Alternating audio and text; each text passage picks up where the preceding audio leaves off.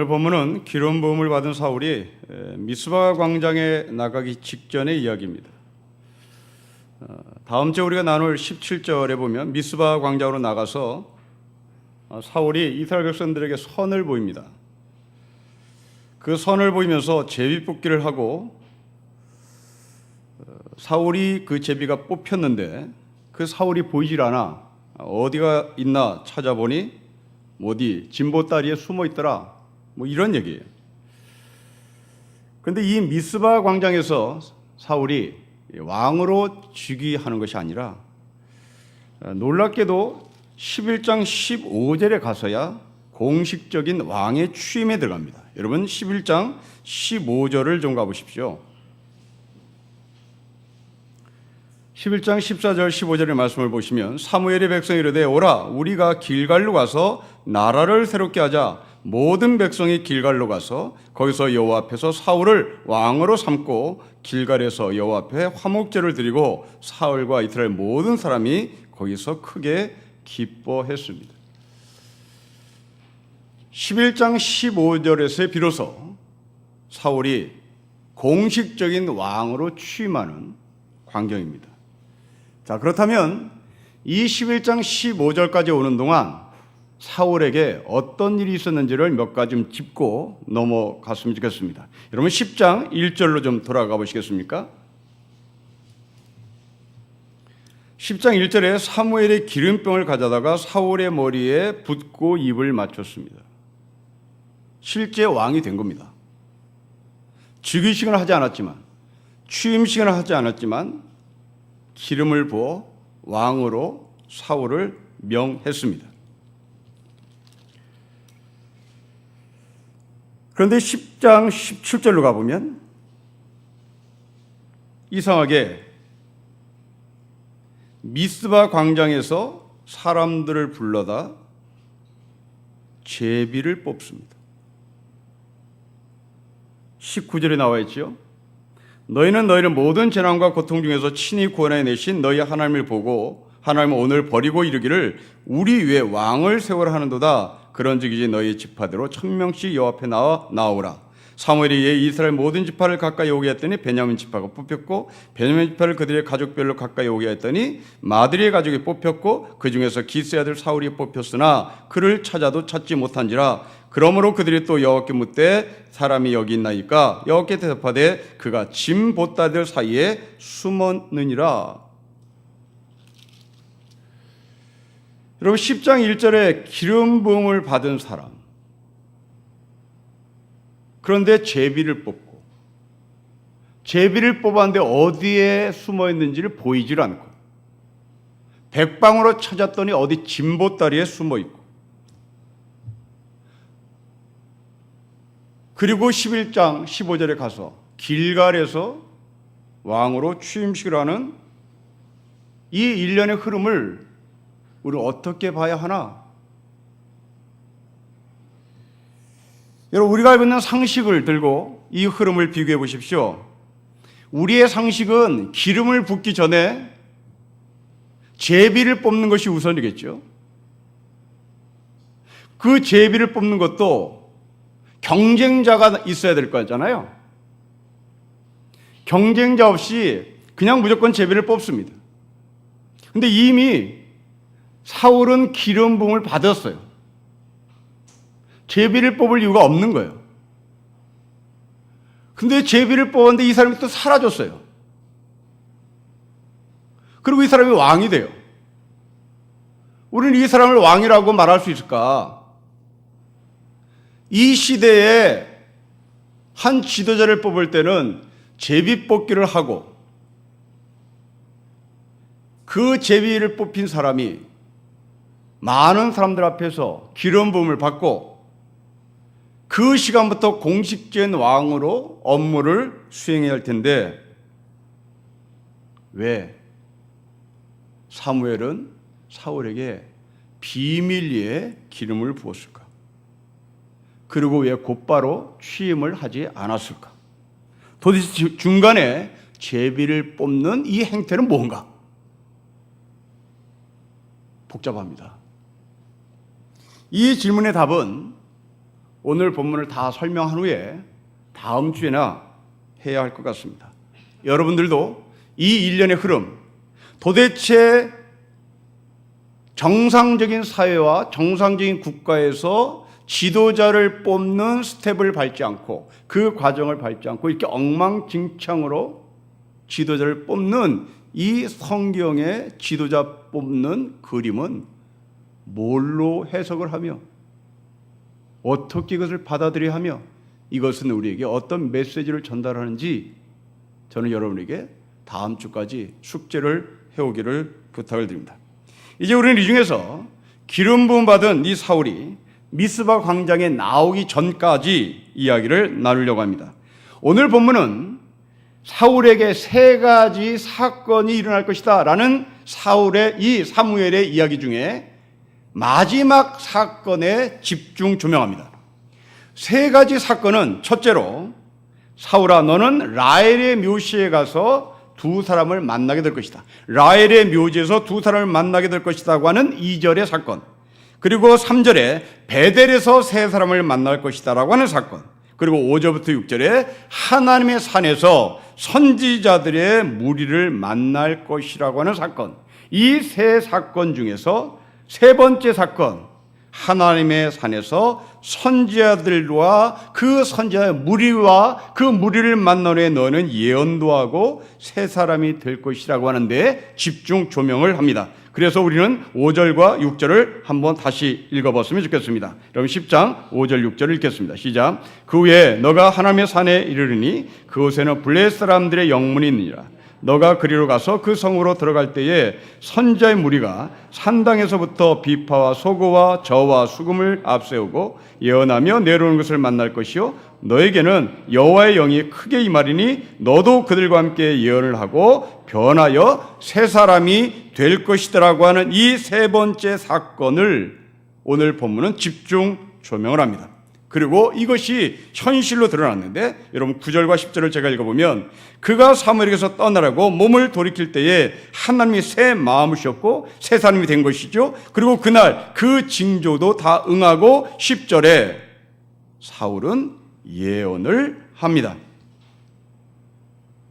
자, 우리는 이 지점에서 본능적인 질문을 할 수밖에 없는데 여러분들은 지금 이 본문을 읽으면서 어떤 질문이 나왔는지 저는 여러분에게 다시 질문해 드리고 싶습니다. 여러분들은 오늘 이 본문을 읽으면서 어떤 질문이 생겼는지요? 지금 하나님은 사울에게 새 마음을 줬습니다. 그로 인하여 새 사람이 되었습니다. 그리고 이 새 사람이 된 사울이 예언을 합니다. 무슨 질문이 나옵니까?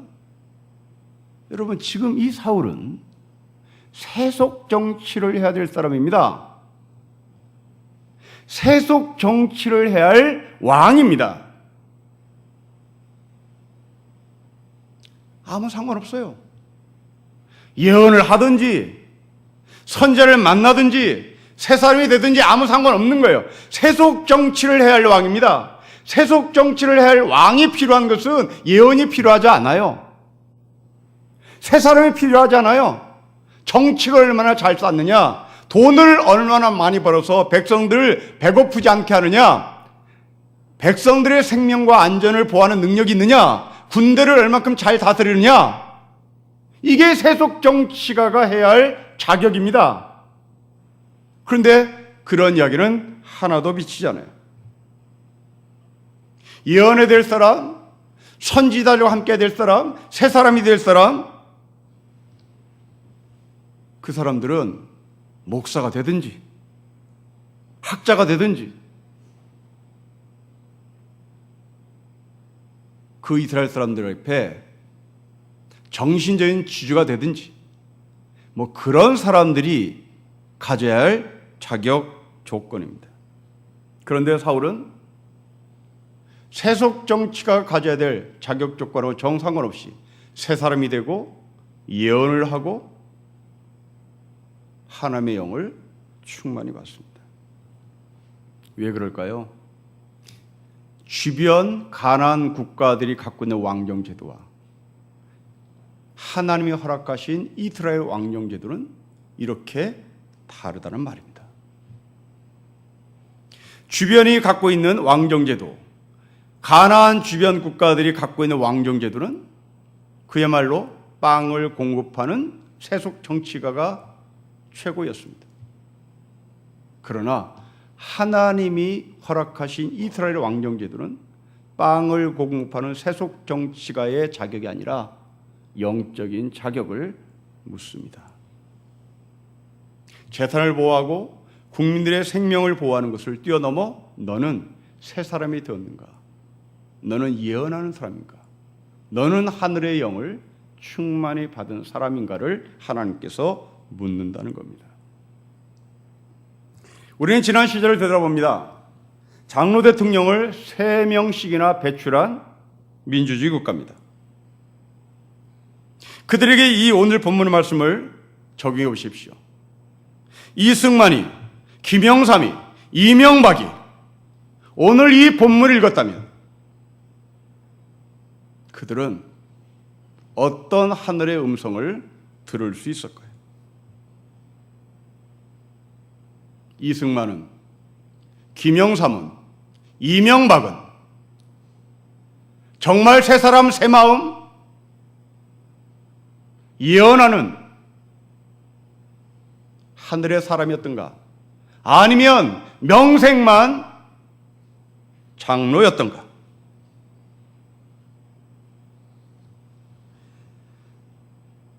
거룩한 정치를 했을까? 썩은 정치를 했을까? 하나님을 사랑하는 정치를 했을까? 돈을 사랑하는 정치를 했을까? 어제 뉴스에서 드러난 전직 대통령의 모습을 보십시오. 부자 되세요 라고 하는 구호를 걸고 압도적인 찬성표를 얻어 압도적인 힘으로 대통령이 당선되었습니다. 대형교회 장로입니다. 그러나 뉴스에서 드러난 것은 받지 말아야 할 돈을 받을 때, 그 받지 말아야 할 돈을 들고 집무실에 들어갔을 때 그 대통령은 미소를 지었다. 그렇게 많은 돈을 갖다 줬지만 한 번도 고맙다는 말을 들어본 적이 없다 라는 서운한 마음을 자기 수첩에 기록한 측근의 수첩 메모도 공개가 되었습니다. 장로입니다. 이런 정치가 바벨론 정치고, 이런 정치가 세속 정치고, 이런 정치가 가나안 주변 국가의 왕정제도의 정치였죠. 하나님이 허락하신 정치는 세속 정치와 달라야 한다. 하나님께서 허락하신 왕정제도는 영성의 정치요, 거룩한 정치를 요구합니다. 물론 우리는 이런 정치를 경험해보지 못해서 도대체 영성의 정치가 뭐며 거룩한 정치가 뭔지를 잘 모르겠습니다. 그러나 끊임없이 깨어있는 사람은 영성의 정치를 해야 한다.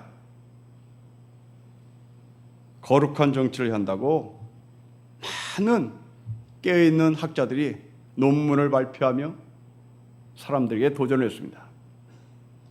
제가 대학 때 읽었던 책입니다. 니버라고 하는 미국의 신학자가 쓴 책입니다. 책 제목은 도덕적 인간과 비도덕적 사회라는 제목을 달고 나온 책입니다. 이 니버가 도덕적 인간과 비도덕적인 사회라는 책에서 사람은 개개인적으로는 도덕적 인간인데 왜 그 개개인끼리는 도덕적 인간들이 그냥 공동체로 모이면 왜 비도덕적인 사회가 만들어지나? 라고 하는 질문입니다. 여러분, 우리 각자 각자는 다 도덕적인 사람입니다. 여러분은 각자 각자 도덕을 소중히 여기는 거예요. 어떻게 인간이 저럴 수가 있을까? 우리는 다 손가락질합니다. 그런데 그런 사람들이 모이기만 하면 도덕이 사라집니다. 왜 그럴까요? 이게 이 니버가 가졌던 관심사였습니다. 40년 전에 나온 책입니다. 왜 그럴까요? 여러분, 각자 윤리가 있습니다. 그 윤리가 모이면 더 큰 윤리가 돼야 되고, 그 더 큰 윤리가 큰 윤리적 사회를, 도덕적 사회를 만들어야 하는데, 왜 이 도덕적인 인간들을 모이기만 하면 사회가 엉망진창 될까요? 이번은 이렇게 인간들이 모여서 비도덕적인 사회가 만들어진다는 것을 알면서도 상대적 정의를 부르짖으며 깨끗한 사회, 영성의 사회, 도덕적인 사회, 거룩한 사회로 깨어있는 성도들은 가야 한다고 주장합니다. 여러분, 사회는, 세속 정치는, 그리고 그것을 통치하는 행위자들은 자신들의 이익에 부합되면 도덕을 버립니다. 이게 개인들이 모인 사회 시스템입니다. 개개인들은 윤리인데, 개개인은 도덕적인 것인데, 이들이 사회 시스템 안으로 들어오는 순간 그 사회의 이익이 되면 자기의 생각을 버리죠. 그리고 그 이익을 따라가는데 기꺼이 동조합니다. 거기서 동조를 하지 않으면 잘리는 거죠. 해고당하는 겁니다. 그러나 이 시스템 안으로 들어가면 도덕을 외칠 수가 없습니다. 이 시스템 안으로 들어가면 윤리를 외칠 수가 없어요. 윤리를 외치는 순간 당신은 잘리니까. 잘린다는 것은 굉장히 무섭습니다. 밥을 먹지 못한단 말입니다. 자식을 공부시키지 못한단 말입니다. 이 무서움이 시스템 안으로 들어가는 순간, 사회 안으로 들어가는 순간 자기의 도덕은 버리고 그 비도덕적인 사회에 한 멤버로 살아가는 것이죠. 그 사람들이 집에 가서는 또 도덕을 찾습니다. 그리고 자식에게 윤리교육을 시키죠. 유신 때, 군부독재 때 고문하는 수사관들을 보십시오. 그 고문하는 수사관들은 자기 앞에 잡혀온 사람들을 무지막지하게 고문을 하고 잠깐 쉬면서 담배를 필 때 자식 걱정합니다. 내 아들이 이번에 1등 했대. 좋은 사람 될 것 같아. 내 딸 대학 등록금 마련해야 되는데 걱정이네. 그리고 다시 담배를 끊은 다음에 또 고문을 합니다. 이게 도덕적 인간과 비도덕적 사회의 한 샘플입니다. 이번은 그 시스템 안에서, 그 사회 속에서 살아있는 성도는 거룩한 정치를 하자고, 영성의 정치를 하자고 외치는데, 그 외침은 학자들의 외침일 뿐 현실 정치에서는 아직까지 우리가 보질 못합니다. 그러나 우리는 우리 개인에게 이 본문의 말씀을 적용할 필요가 있겠습니다. 여러분 가정에서, 여러분 교회에서 이 세속 정치가 추구하는 정치가 아니라 거룩한 정치를, 영성 정치를 배우고 가르치고 실천해 나가야 되겠죠. 여러분 가정에 여러분 남편이 거룩한 통치를 자녀들에게 하는지, 우리 엄마가 영성의 가르침을 하는지, 하나님께서 여러분들에게 기름을 부으셨으니 사울에게 기름을 부었던 것처럼, 그리고 이 사울이 선지자들을 만나 예언을 하고 새 사람이 되었던 것처럼 나에게 주어진 가족 공동체,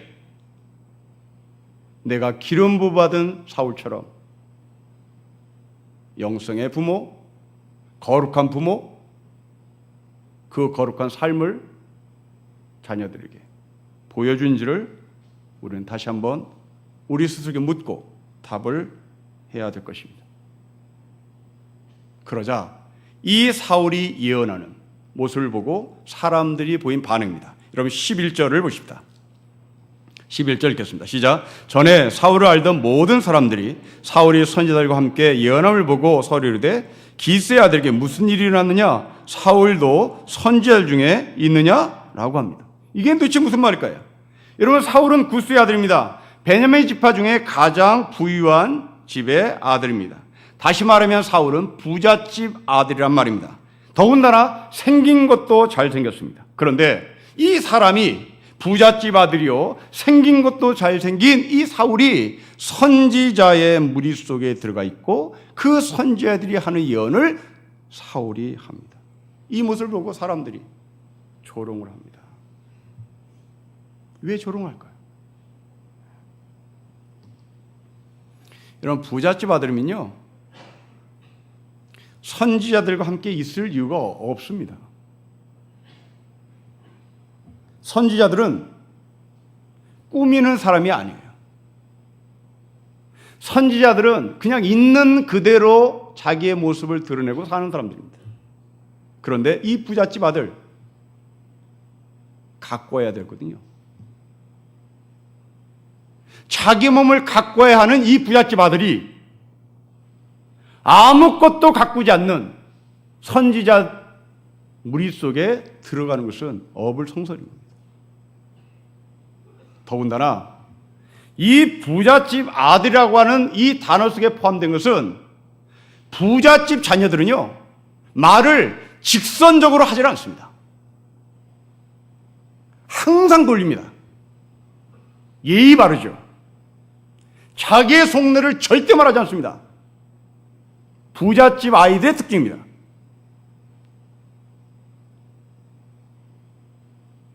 돌직구를 날리는 사람들이 주로 누굴까? 이게 못 사는 사람들입니다. 선지자들은 하나님의 말씀을 받은 그대로 던집니다. 그게 선지자가 해야 할 일이고요. 부잣집 도련님이 돌직구를 날릴 수 없는 사람이 돌직구를 날리는 이 선지자들 틈에 껴서 예언을 하고 하나님의 말씀을 전합니다. 최근에 제가 읽은 책 중에 못생긴 여자의 역사라는 제목을 달고 나온 책을 읽었는데요. 책 제목도 참 천합니다. 못생긴 여자의 역사. 그런데 이 책은 그렇게 낄낄대고 읽어야 될 책이 아니고 여성들이 남성들부터 받은 억압의 역사를 다룬 책인데요. 이 글에 보면 15세기 프랑스의 한 성직자가 주일날 설교한 설교문 이렇게 써 있습니다. 못생긴 여자는 땅이 뱉어낸 토사물, 땅이 너무나 엮어서 토악질한 존재라고 프랑스의 15세기의 성직자가 설교 시간에 한 말, 설교문이 그대로 남아 있습니다. 또한 아버지는 못생긴 딸을 수녀원으로 보내는 경우가 상당수 있었답니다. 그래서 결국 당시 수도원은 종교시설이 아니라 축복받지 못한 못생긴 여자들이 모이는 시설, 사회시설이었다. 이런 현상에 대해서 그렇게 그 수녀원에 못생긴 여자들이 막 들어오니까 성직자들이 뭐라고 불편했냐면 잘생긴 딸들은 결혼시키고 못생긴 딸들만 하나님께 맡긴다. 성직자들이 그런 말 한 거예요. 하나님께 맡기려면 예쁜 딸을 맡겨야지. 왜 하나님께 맡기는데 못생긴 딸을 맡기냐? 이게 성직자들이 한 말이에요. 지금 이 11절은 그런 분위기를 말하는 것 같습니다. 부잣집 아들이고 잘생긴 사람이 뭐하러 선지자 무리에 가냐?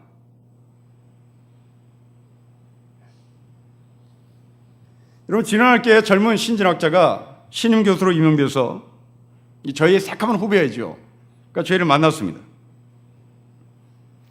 대학을 어디 나왔느냐, 학부 어디 나왔느냐 그랬더니 장로신학대학교를 졸업한 분이에요. 얼마나 열심히 공부했는지 유학을 시카고 대학에 가서 고대 근동에 대해서 연구를 한 신전학자입니다. 시카고 대학은 무지무지 좋은 학교입니다. 근데 이분이 교수 임명을 받기 위해서 자신을 소개하는 소개서를 제출할 때 장로의 신학대학교 1등 입학이라고 소개를 했어요. 그래서 제 친구가 개인적으로 만나서 왜 장로의 신학대학교 졸업했으면 됐다라고, 장로의 신학대학교 졸업했다라고 말하지 왜 장로의 신학대학교 1등 입학을 했냐고 라는 표현을 했느냐라고 했더니 이분이 하는 말입니다. 자기는 고등학교 때 공부를 무지무지 잘했는데 그래서 목사가 되고 싶고 신학자가 되고 싶어서 학부를 장로의 신학대학교를 갔다고, 그리고 거기를 졸업했다고 하니까 주변 사람들이 공부 못해서 갔구나, 갈 데 없어서 신학교 갔구나, 그것을 몇 년간 들은 거예요. 그래서 하도 뿔따고 나서 나 이 대학에 수석 입학해요 라고 오기나서 썼다는 것이죠. 여러분, 이것은 저희가 학교 다닐 때 들었던 이야기입니다. 공부 못하면 신학교 나가라. 저희 어머니 세대의 자식들에게 한 말입니다. 자, 이 정도면 오늘 고대 시대의 이 부잣집 도련님 사울이 신학교에 갔다? 이건 말이 안 되는 겁니다. 그래서 사람들이 손가락질하는 거예요. 그 손가락질이 속담이 됐습니다. 여러분 12절 말씀 보십시오. 속담이 되어 말하기를 사울도 선지자 중에 있네? 사울이 신학교 갔댄다 야.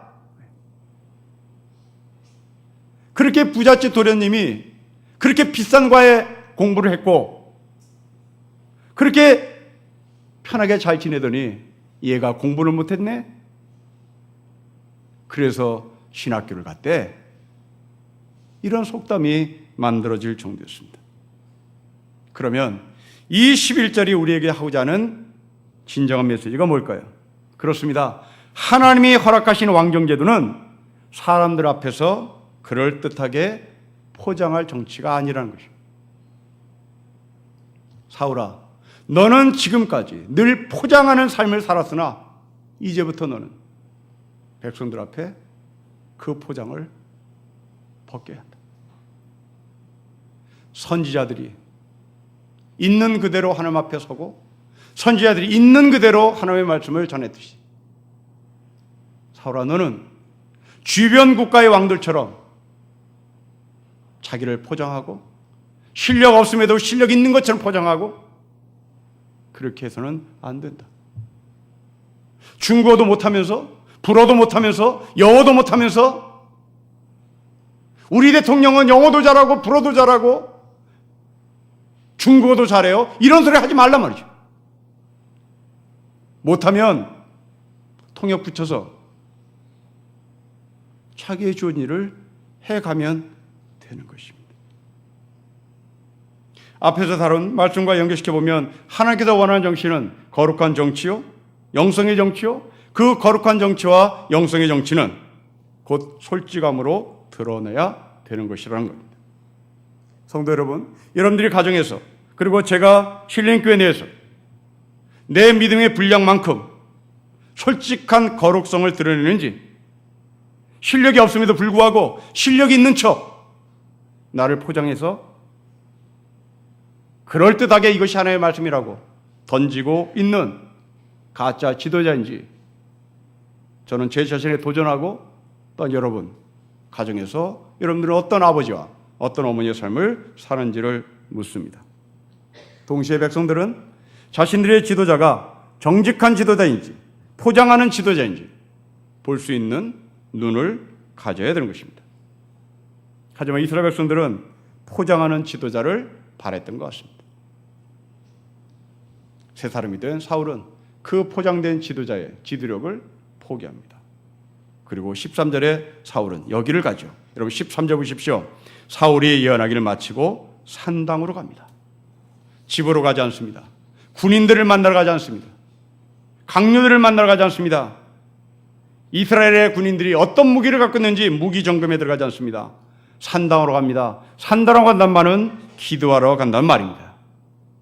자기가 왕으로서 어떠한 리더십을 발휘해야 될지 산당에 들어가서 무릎을 꿇고 기도합니다.